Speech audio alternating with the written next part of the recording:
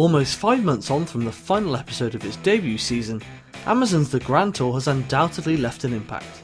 The motoring show, which is hosted by the former Top Gear trio, quickly became Amazon's #1 show, sending Prime membership sky high and becoming one of the most pirated TV shows in history. While it has been a success and provided some great TV, it's not always been perfect. With filming already begun for Season 2, which is due to drop this October, and catastrophe narrowly avoided, what can Clarkson, Hammond and May do to take the Grand Tour to the next gear? I'm Ash Robertson from Man Thoughts, and this is 10 ways to improve the Grand Tour for Season 2. Number 10. Ditch the American. There was no doubt the BBC and Top Gear would maintain custody of their famous tamed racing driver, the Stig. This meant the Grand Tour would need their own highly skilled racing driver, and unfortunately the American just wasn't it. Mike Skinner is very clearly a talented driver, and I'm sure on paper an American driver against the 3 Brits who thinks everything is communist sounded hilarious. In reality, it just didn't work. Where does the Grand Tour go next?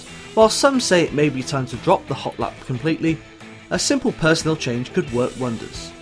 If introducing a voiceless, non-identifiable driver makes the BBC twitchy, why not introduce a former F1 star who has more personality, will be more recognisable and can add a new element to the show. Number 9. Fresh ideas. It's fair to say we saw some creative ideas during the Grand Tour Season 1.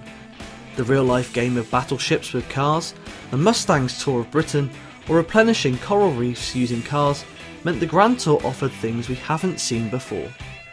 However, it isn't true for the whole season, with some of the ideas clearly lifted from Top Gear with slight tweaks to avoid suspicion. The Grand Tour across Italy followed a similar path to Top Gear's Perfect Road Trip DVD, and creating apocalypse-proof cars was another straight-to-DVD release. Despite the Italian Grand Tour providing one of the best episodes, focusing on Billy Bob Hammond and the Anglo-German connection, and the much higher production values of the Apocalypse film, it doesn't escape the fact they ripped off Top Gear. Number 8. More like the Lamont film. One of the best parts of the Grand Tour Season 1 was James's Lamont film, highlighting the historic battle between Ferrari and Ford for Le Mans glory. This showcased what the boys are best at, and what they should definitely do more of in this upcoming season. It's clear to see the Grand Tour placed a lot of their large budget in bombastic films and jet setting across the world, but in one short film, James May and the Grand Tour trumped all, and we would love to see more of the same. Number 7. More cheap car challenges. Something we didn't see very much of in the Grand Tour was cheap car challenges, which is unfortunate considering it's arguably one of the areas where Clarkson, Hammond and May shine. Whilst we did have the Maserati film and the Buggy Christmas special, it would be great if Season 2 saw the guys given strict budgets to go out and buy different cars that only they would choose, ready to face a number of challenges. Number 6. Replace Celebrity Brain Crash. I'm sure many viewers of the Grand Tour would know this one would appear. Celebrity Brain Crash is another one where, on paper, I'm sure it sounded like a great way to showcase their star-pulling power and creatively skip around BBC guidelines, but yet again in execution it just didn't work. The same joke used every week just didn't really get a reaction and always seemed like filler. If celebrity laps are a no-go, break into that budget and buy a single-seater car and bring in the world's best drivers from F1, IndyCar, NASCAR and MotoGP. Who wouldn't want to see the likes of Valentino Rossi, Lewis Hamilton or Ken Block battle it out on the Ebola drone? If that's still too close for comfort in the ongoing legal battle, put something worthwhile in its place. Please guys, we are begging you. We don't want to see Tim Burton in a submarine. Number 5. No more audience fight scenes. Whilst we're on the subject of wasting time, one of the most painful segments from Season 1 was the fights with the audience, which were far too frequent. Whether it was fighting over soccer or football, or the best air force in the world, the slapstick, quick-cut comedy just isn't funny and wastes time. The Grand Tour is in a luxurious position on Amazon Video, where they have no schedule to follow, so shows can be as long or as short as they like. This makes filler like this even more perplexing. Even shorten the show, extend that week's films, or give us something meaningful that's actually funny. Number 4. Make better use of the tent. When Clarkson, Hammond and May finally announced the name of their new show, they also shared about their bold new tent that pops up across the world for every episode. The premise being the show is called the Grand Tour, after a famous car journey wealthy men would embark on to see the local sights. However, the tent's location and the films for that episode never link, so the whole point of the tent in the show is somewhat lost. In one episode, the tent is in Yorkshire in England, but the film is in Italy.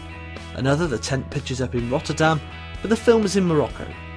It's not a big deal if they don't do it, but it would give the premise of the show far more meaning. It's not impossible either, with films shot so far in advance of the studio part of each show. Whilst we're on the subject, if you commit to going across the world, don't spend more than one episode in the same place. Number 3. More Grand Tours. For a programme called the Grand Tour, there wasn't very many Grand Tours. Sure, there was the Italian Grand Tour in episode 3, and there were some smaller road trips across the season, but it was a route the guys didn't really explore. It's a shame, despite pinching some of the premise, as we said before, the Italian Grand Tour episode was arguably one of the best episodes of the season. It's like watching the Great British Bake Off and not seeing much baking. Yes, I did mention Bake Off on a channel called Man Thoughts, let's move swiftly on. Number 2. Stop trying to create controversy.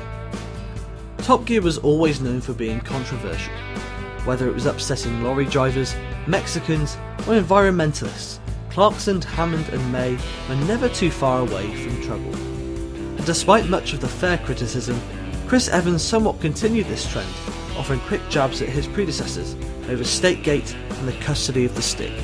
The trio have tried to carry over this controversy into the Grand Tour, and again it is often felt forced. Even Richard Hammond's ice cream controversy seemed a bit weak and baffling, especially when you consider he was referencing a famous advert in Finland.